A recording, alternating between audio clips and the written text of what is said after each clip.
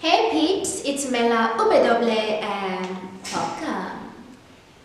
So, today's topic is titled How to Make a Mold. So basically, this thing. This is a mold that I made of my grandmother's teeth not too long ago. So, basically the process of you putting a substance in here that takes the form of this mold and comes out as a nice object is called casting, and that falls under sculpting in art, and I will be sharing the entire process with you guys. So if you want to know how I made this mold, then stay tuned.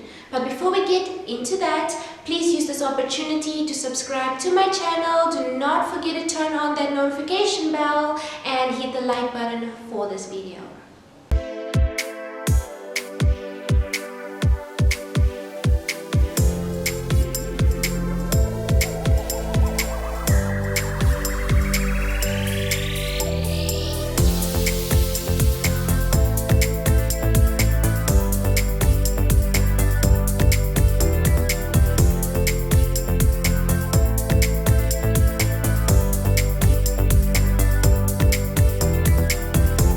First, you need to identify what your object will be.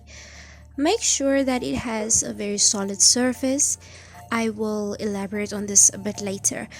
If it has no solid surface, no sweat. Just get yourself some clay.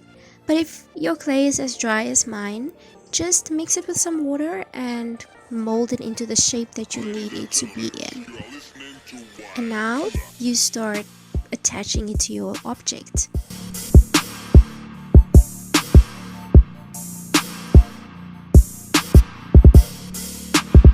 In order to get a very smooth texture, add some water and run your fingers very simultaneously onto the clay.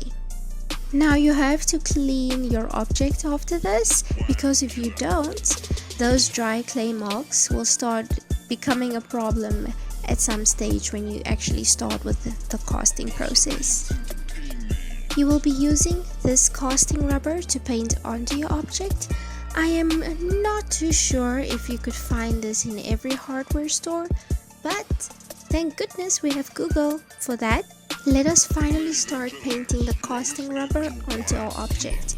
Just bear in mind that you have to paint as thin as you possibly can. The reason being is that once the mold starts forming, it needs to capture every single texture and shape of your object. You will notice that there is a very small frame around the object. Make sure that you have that, it's very important. And then you just place the entire thing in the sun until it gets dry. Now you start painting another layer of the casting rubber onto your object. Place the entire thing in the sun again once you're done painting it. And now you simply just make a repetition of this cycle of waiting for it to get dry and then adding another layer of the casting rubber onto your object and then placing it into the sun again. You just keep going, keep adding more and more layers. Once you get to the fifth layer, you can start painting much more thicker with the casting rubber, so go ahead, don't feel limited.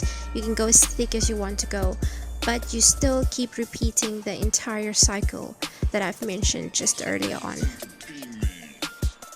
By the time you've painted about 12 layers onto your object, then I think it's all good and you don't have to continue. You can stop and simply start detaching your mold from your object, so basically start removing it.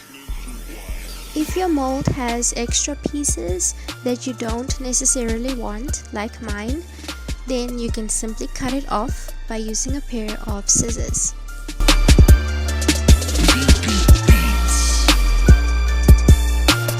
Once you've done that, remember you need to clean your mold because it has some leftover clay parts inside of it. Okay peeps, so that was it. Did you see how simple that was? You just gotta keep on working on new layers and eventually you will get yourself a beautiful mold of your object.